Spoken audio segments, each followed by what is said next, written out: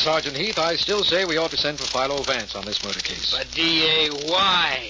We've got the whole homicide department working on it, haven't we? And if that isn't enough, the FBI ought to have a man here by tomorrow at the latest. I know all that, Heath, but I still say this is a case for the maestro. The maestro. Philo Vance, the murder maestro. Oh, sure, he's helped us on cases, but we don't need him on this one, I tell you. What's so tough about it? A millionaire named Simon Joyce is walking along a road. Mistletoe Road. All right, Mistletoe Road. A hit-and-run driver clips him. So maybe it's murder. And because the thing happened so close to the state line and chances are the car crossed it, we get the FBI. Well, what else do you think we need? I'm not discounting either your department or the FBI, Heath, but I still would feel better if Vance were on this case. Look, Mr. Markham, I'll be reasonable. Maybe this was a planned murder. So if it was, we got 3 suspects. The dead man's niece and nephew who lived with him and his bachelor brother. Wait till we're through with them before you yell for Vance. According to the dead man's will, neither the niece nor nephew inherited a dime, so they had no motive. No monetary motive, that is. And as I understand it, the 3 were very friendly. Sure, that's right. I questioned the servants and found that out. But the brother, Mr. Markham, the dead man's brother, he gets the business all for himself. He and the dead guy were partners, and it was an awful good business. He's the one I'm going to work on. Take it easy with him, Heath. I've questioned him myself, and he's a sick man. He'll be a whole lot sicker after I get through with him. If he killed his brother, believe me. One other thing, Heath. Yeah? Apparently you didn't object to the FBI being called in. Why object to Vance? First of all, I don't even get a chance to call the FBI. James Evans, the dead man's nephew, brought them in. But I welcome the FBI, D.A. I'd take them any time rather than work on a case with Philo Vance. Now, Heath, Vance never takes any bows for the cases he helps us on. You always get the newspaper credit for the cases he solves. That's just it, D.A. Think what that does to my morale.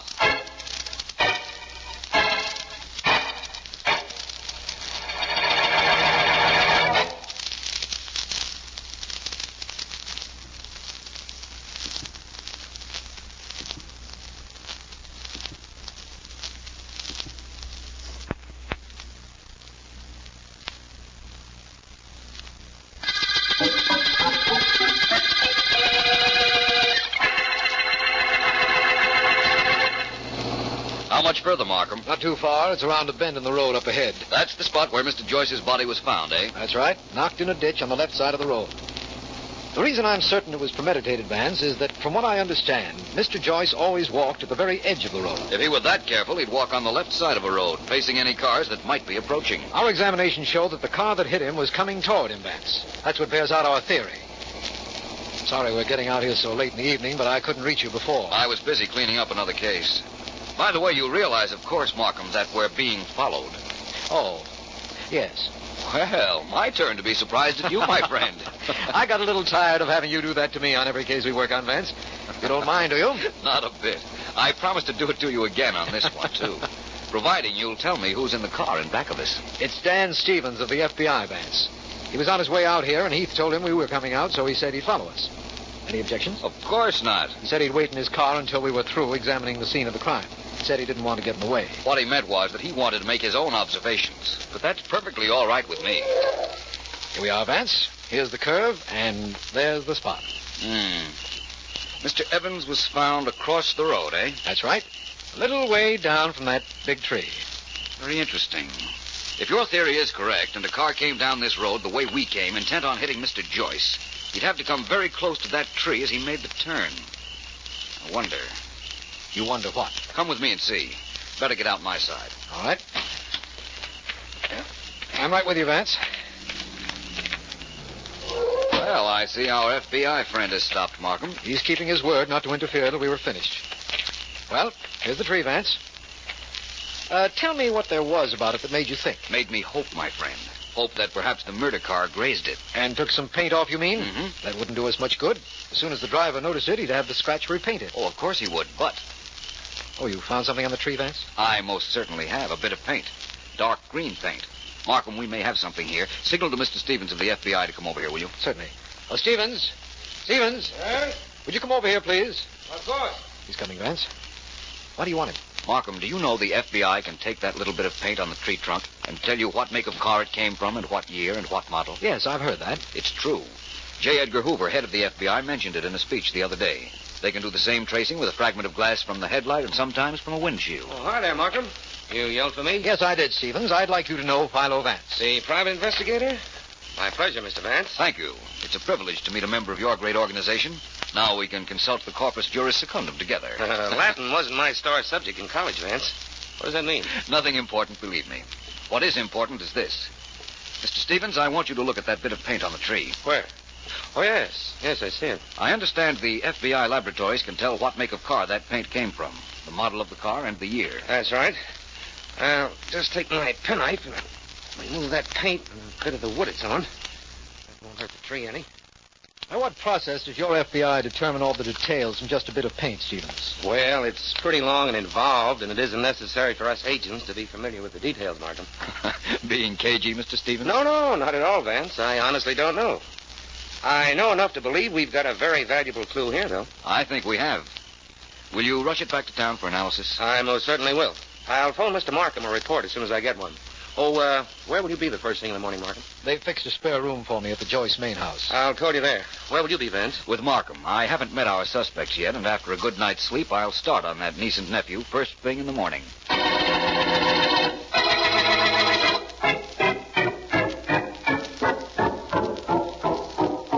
Well, Vance, this is the room they've given us, according to the butler. Shall we go in? Might as well, Markham. Just one moment, though. I want to fix the floor plan in my mind. All right. Now, James Evans, the dead man's nephew, has the room next to ours, right? Yes, and according to the well-informed butler, he's retired. Sally Evans, his sister, has the room down the hall, but she hasn't come home this... That came from that room. It must be the nephew, James Evans. Come on, Vance. Right.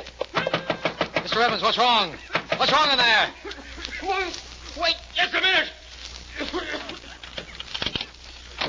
Oh, Mr. Markham, thank goodness it's you. This is Philo Vance. What happened to you, Evans? Nightmare? Nightmare? It sure wasn't any nightmare. Somebody climbed in the window and tried to smother me with my pillow. Whoever it was went out the window when I yelled for help. Vance, what are you looking for over there? Just looking out the window of Mr. Evans' room, Markham. Somebody did climb up here and apparently down again within the past few minutes. This leaf I picked up from the floor was only recently torn from the vine. Mr. Evans, I'll have the police double the guard around this house. You can go back to sleep. Oh, thank heavens. I guarantee you'll be safe from the man who just tried to smother you. Man, Markham. The attempt to smother Mr. Evans here wasn't made by a man.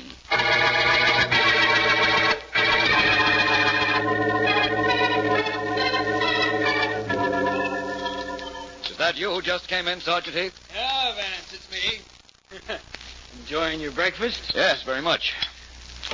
Care to join me? I had breakfast hours ago. Where's Mr. Markham? I left him upstairs sleeping. So you caught the girl who tried to smother Mr. James Evans last night, eh? Well, how do you know that? Oh, you're a good police officer, Heath.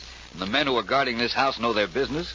When I told Mr. Markham last night that the person who tried to smother Mr. Evans was a girl, I knew you'd pick her up. Well, we did. But how did you know it was a girl?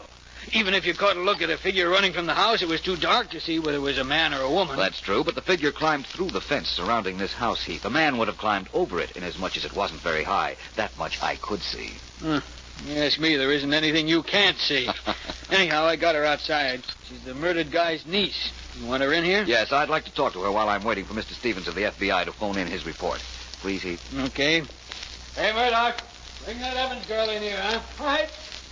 You getting anywhere on this case, Vance? In distance, nowhere. In intensity, I'm doing very well, I think. Well, what is it you want with me? Miss Evans, I believe I'm Philo Vance. I'm delighted. Well, the words are right, but the tone is wrong. Heath, do you mind? No, Vance, I'll leave you to. Yell if you want something. Right, thank you. Miss Evans, why did you try to smother your brother last night? Excuse me, please. I'd better take that. Philo Vance speaking. Vance, Stevens of the FBI. I got a laboratory check of that paint from the tree. Comes from a 1942 Plymouth. Probably a convertible. Well, that's excellent, Mr. Stevens. Thank you very much. Do me one more favor, will you? Well, sure, Vance. What? The dead man had a brother, the only individual in this case who benefits from the will. Meet me at his office in an hour, will you? It's in the Wilcox building. I'll be there. See you later, Vance. Goodbye. Goodbye. Now, Miss Evans, as I remember it, I had asked you why you tried to smother your brother last night. I did it because I loved my Uncle Simon. Am I to see the connection between my question and your answer? Of course. My brother killed Uncle Simon, so I wanted to kill him. So your brother killed your uncle, eh? Yes. Can you prove that? No, I just know it, that's all. Well, that, I'm afraid, isn't enough. Miss Evans, what kind of car do you own? I have a convertible. Plymouth, 1942. Oh, yes. How did you know? That was the car that ran down and killed your uncle, Miss Evans. Right now, I have a clue I want to run down. And then I'll be back to you.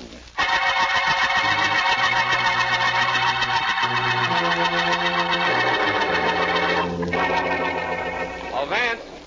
Vance. Hello there, Mr. Stevens. I've been waiting for you. I got here as soon as I could. Oh, old man Joyce's office is in this building, yeah? On the ground floor. While I was waiting for you, I was looking around. Take a look at this car parked at the curb. 1942 Plymouth. Convertible. With the initials BJ on it. That could mean Bernard Joyce, the dead man's brother. Well, let's go in and find out. Right. Mr. Stevens, in the event that Bernard Joyce, who was the partner of the dead man, was stealing from Simon Joyce, could you tell from looking at the books? No, but we have expert accountants over at the FBI. That's what I imagined. After you, sir. Thank you. Why do you ask about the books? Because everything points to the brother as Simon Joyce's killer. Oh. The entire business now goes to him. The car parked outside, which we now know was the same make and model as the murder car, is his. And it would be a plus motive if Bernard Joyce had been stealing from the firm. Well, we'll find out. Joyce and Joyce, architectural consultants. This is the office, Vance. Let's go in, Mr. Stevens. Well, what do you two want? What do you want? Excuse us, please, Mr. Joyce. My name is Vance. I'm a private investigator. This is Mr. Stevens of the FBI. Don't care who you are, who he is either. I'm a sick man. Hand me that water pitcher. Time to take one of my pills. I'll pour it for you. That's enough. That's enough. What are you trying to do? Give me enough water to drown me? I'm sick enough as it is. Mr. Joyce, where were you when your brother was murdered? He wasn't murdered. He was out walking. He was hit by a car. It was an accident. Very well. The accident occurred early on Tuesday morning, about 8:30 a.m. Where were you at the time? 8:30 Tuesday? I don't know. I was driving around somewhere, I imagine. No place definite. Wanted to pick up my nephew, James. A fine boy, James. Only he wasn't home. His sister's a devil. He's a fine boy. Now, be quiet now, both of you. This is a business I'm trying to run. Hello? Hello, this is District Attorney Markham. Is Philo Vance there? Oh, Vance? That's my name, sir. Yeah, he's here. Wait a minute. For you. Is there an extension I can use, Mr. Joyce, where I won't be overheard? What's the matter? Afraid I'll hear you? Yes. Now, go in that office there and close the door. Thank you. Stevens. Don't worry, Vance. I'll see that Mr. Joyce hangs up the minute you pick up that phone. Thank you. I won't be long, gentlemen. Take your time, Vance, old man. Right. Markham? Hello, Vance. What was that sound? Somebody listening in? That was Mr. Joyce hanging up the phone in the next room. What's bothering you, Markham? Vance, I'm completely restless about this case. Nothing's happening. I was wondering if you'd found out anything. I think so, Markham. For instance, I know who killed Simon Joyce, and I know why he was killed. But unfortunately, I can't prove a case against our murderer yet.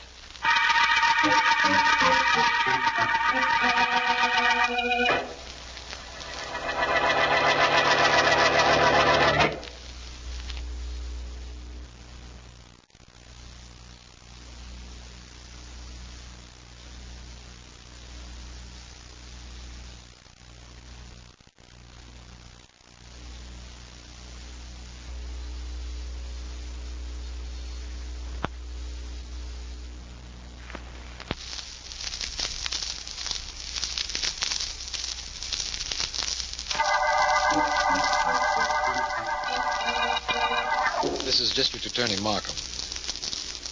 The Mistletoe murder case began with the finding of the body of Rich Simon Joyce, victim of a hit-and-run driver on Mistletoe Road.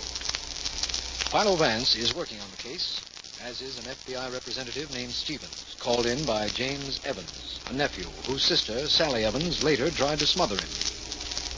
The dead man's fortune went to his brother and business partner, Bernard Joyce, from whose office Philo Vance just told me he knew who had killed Simon Joyce but couldn't prove it. Our men watching the Joyce home report that Sally Evans and her brother are in the living room. It is a little... So, you tried to kill me, did you? Tried to smother me while I slept. I tried once, and I'll try again. Only this time I'll do it. Look, you little hellion, I'll teach you not Come to... one step nearer to me, and I'll let you have it with this lamp. You don't scare me. The place is full of policemen. You wouldn't dare. Oh, wouldn't I? Just try it and see. Why shouldn't I do it? You're a murderer. You killed Uncle Simon. Stop acting. You did it and you know it. Don't try to make it look like me, or I swear Don't do it, James. Don't touch me. I'll make you sorry you ever... Hey, what's going on in here? What does it look like, Sergeant Heath? Looks like I hit my brother with this lamp, doesn't it? Yeah. Well, that's exactly what I did.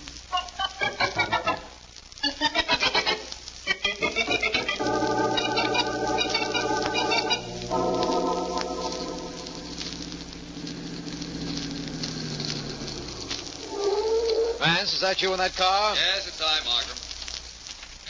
Just drove here from the city. Been interviewing Mr. Bernard Joyce. Vance, what did you mean by telling me you knew who killed Simon Joyce but couldn't prove it? Tell me who it is, and we'll find a way of making the guilty one confess. Sorry, my friend, not yet. Is that the garage where the family kept its cars? Yes. Is that where we're heading? That's right.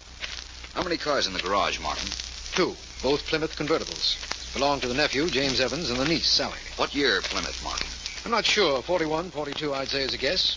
Why? I'll tell you when I see them, which should be now. Well, there we are. Now, this car on the left, initials S.E. That must be Sally's. Yes, that goes without saying. And the other one is James' car. May I repeat what you just said? That goes without saying, too.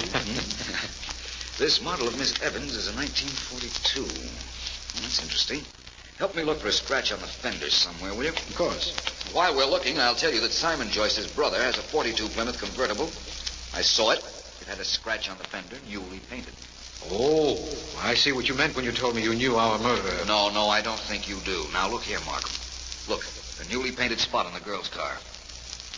Of course it is. Well, Vance, that complicates things somewhat. Think so?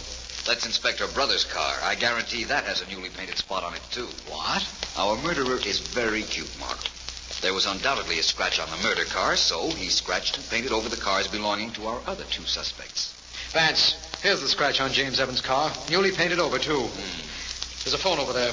Want to call the FBI and report this to Stevens? He has a right to know. I believe he's questioning Miss Evans in the house now. I would like to call Mr. Joyce, though. That's a coin telephone, and I don't have any change. Let me have a nickel, will you? Certainly. I'm sorry, Vance. All I have is $2 half dollars. Well, doesn't matter. We'll call from the house. We can use the room we had last night.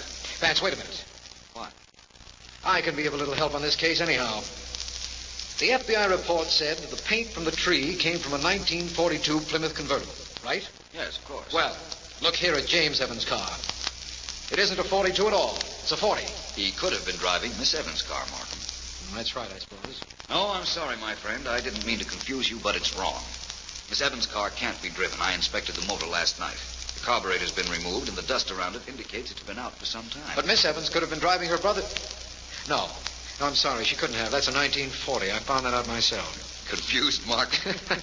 Confused is a charitable word. Well, you won't be in that state much longer. No longer than this evening, believe me. By that time, I'll have this entire case ready to lay right in your lap.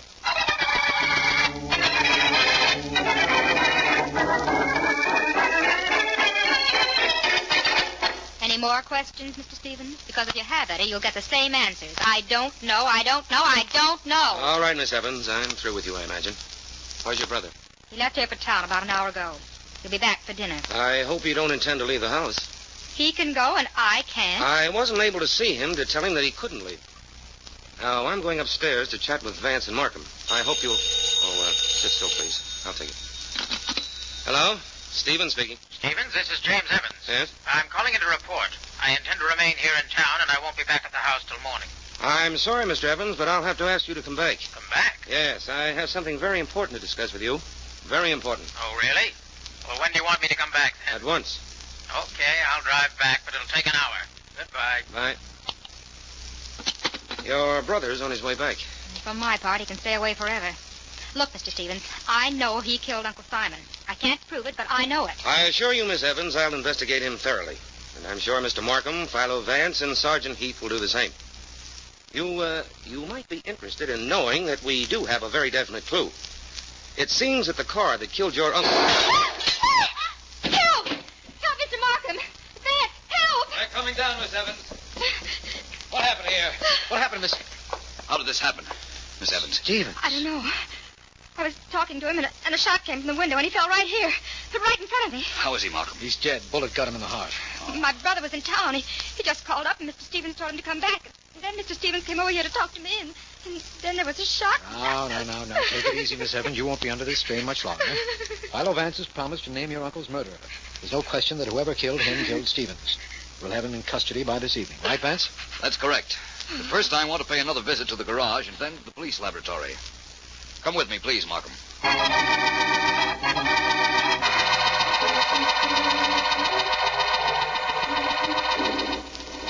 Mr. Vance, Mr. Markham, you'll soon see how we bring out fingerprints that are not entirely visible under a microscope.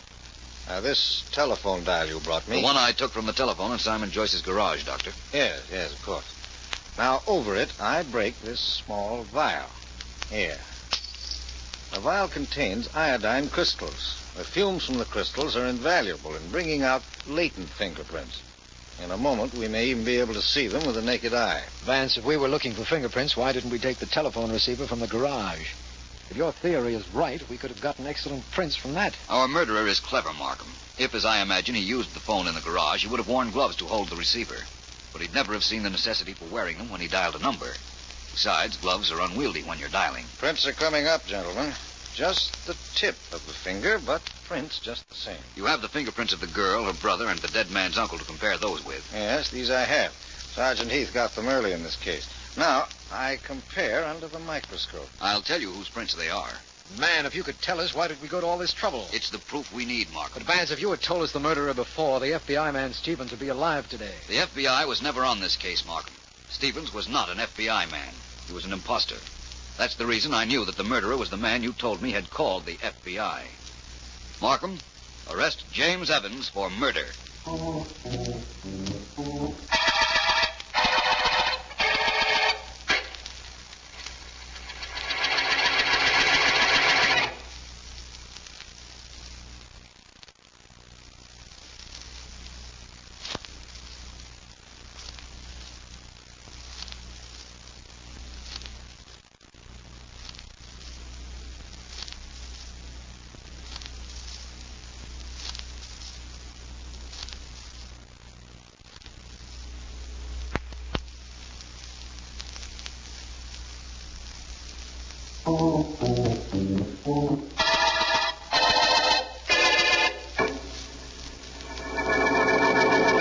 My nephew, James, my favorite nephew. I find it hard to believe.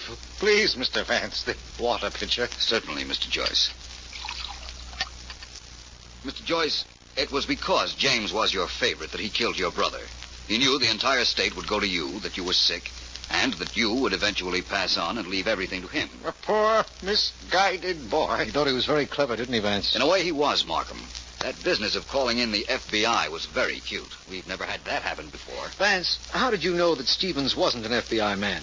And that, as a consequence, James Evans never called the Federal Bureau? That was my lead to him almost from the beginning, Markham. In the first place, according to the FBI manual, the federal investigator must either be a lawyer, a linguist, a scientist, or an accountant. Early in the case, I mentioned a very well-known law book, Corpus Juris Secundum. It's in every lawyer's office. And Stevens had never heard of it. That's what he said. And he didn't know that the Latin words meant second body of the law. Therefore, he wasn't a linguist. When we were on the way to visit Mr. Bernard Joyce here, Stevens told me that if there was a discrepancy in the books, he couldn't find it. He'd have to take it to the FBI offices. Proving he wasn't an accountant. Exactly. Yes. And when he couldn't explain the process by which the paint from the murder car was checked and analyzed, I knew he wasn't a scientist. Well, if he wasn't a lawyer, an accountant, a linguist, or a scientist, he couldn't have been an FBI man.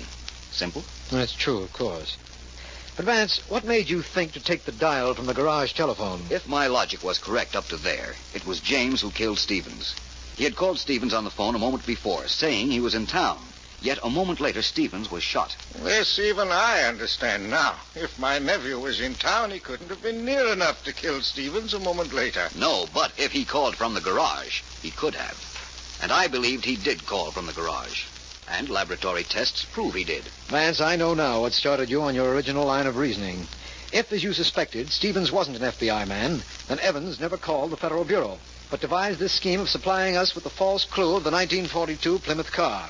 His own car was a 1940, removing him from suspicion. And the scratch on the fender he cunningly duplicated on his sister's car and on your car, Mr. Joyce. He wanted it to look like I killed my brother. He didn't care who was blamed as long as he got away with it. The reason he killed Stevens was because he knew Stevens could blackmail him forever after the masquerade was over. Well, Vance, it seems that the masquerade is over now. And so, incidentally, is the Mistletoe murder case.